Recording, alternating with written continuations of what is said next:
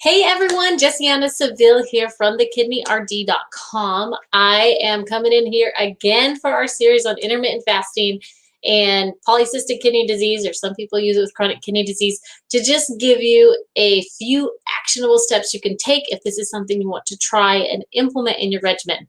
First off, as a quick disclaimer, as always, before you start any new dietary regimen, it's great to talk with your physician, dietitian, to get some clarity. So first thing, and I have my kids here today, so you might see some of them peek in here now and then.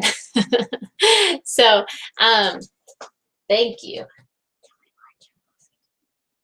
Yes, you can.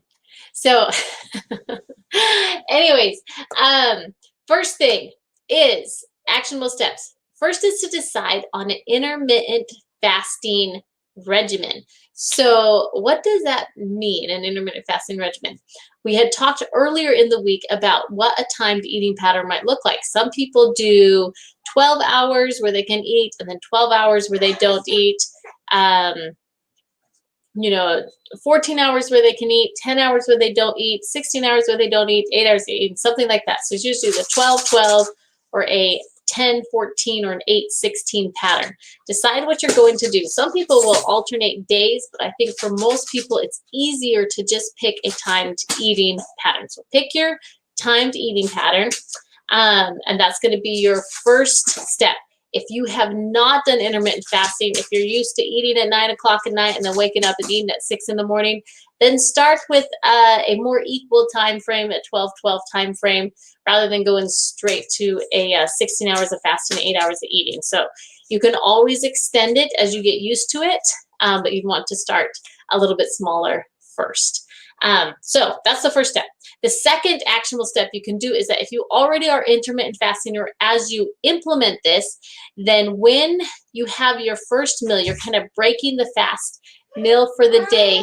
What you're going to want to do is make sure it's a meal with a good amount of fat in it and some food.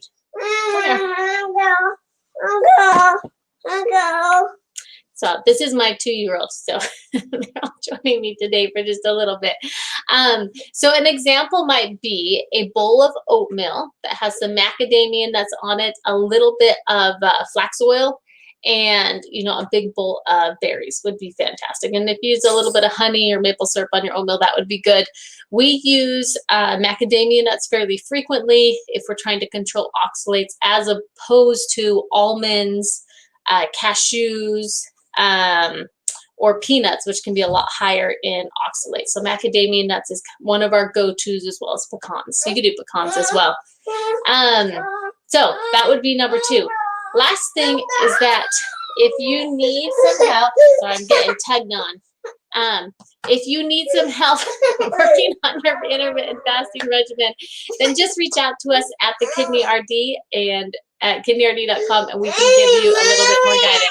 So sorry about the extra noise today, but wanted to get this out. All right, take care. Bye-bye.